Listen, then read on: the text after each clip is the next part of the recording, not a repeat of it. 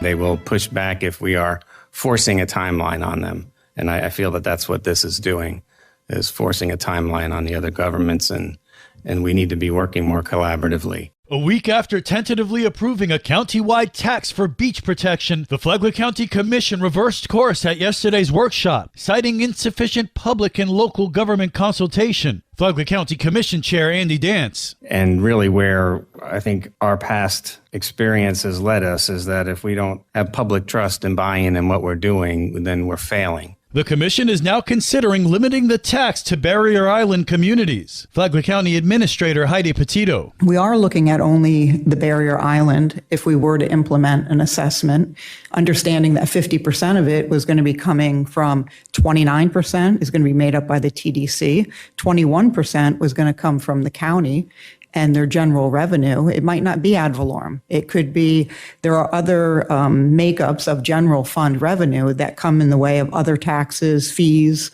or revenues that we collect that are all part of that makeup. It might not be, somebody's property taxes that are being allocated towards it.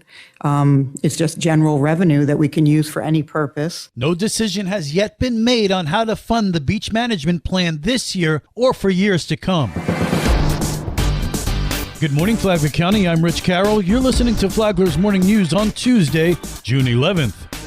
Palm Coast City Council has a meeting this morning at 9 a.m. Brittany Kershaw, Director of Communications and Marketing, has a preview. For this workshop, there are 4 items on the agenda. The first one is a budget presentation. After that, we'll hear from the Stormwater and Engineering Department, and they will present the results of the residential speed study. This is something that City Council asked for residential roadways. And so the study has come back, and we will hear the results of that and any suggested methods for improving safety around our residential neighborhoods. Following that, the Community Development Department will go over the first 3 chapters of the Imagine 2050 Comprehensive Plan update. This is something that's been ongoing since October of 2023. And after a great deal of community outreach events over a 4-month period, we were able to hear things from the community on what they want to see for the future of Palm Coast. So the first 3 chapters are coming before City Council for approval, and those are intergovernmental coordination, public school facilities, and property rights.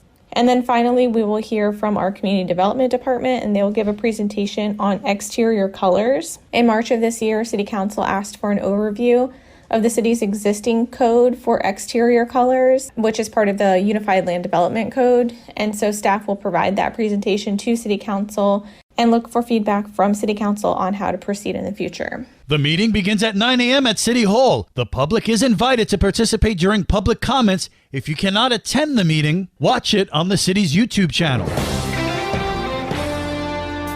This local news is a service of Flagler County's Toyota dealer, Beaver Toyota US 1 St. Augustine, here to wow you.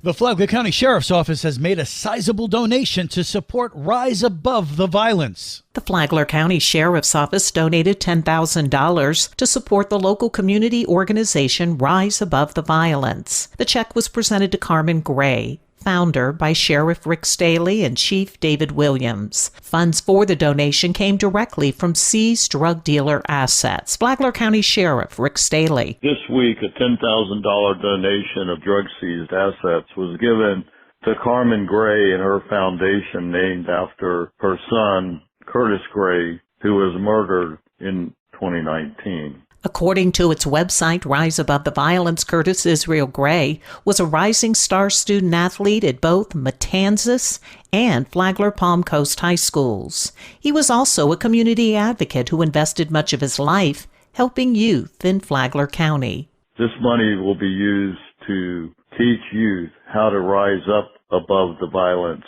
and give them life skills so they do not endure a life of crime. The organization aims to impact the social and emotional wellness of youth in the aftermath of violence with post-impact training.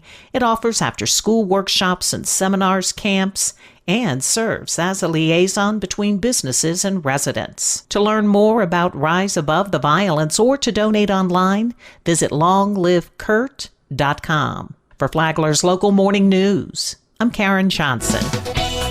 And now you're up to date on Flagler's Morning News. I'm Rich Carroll.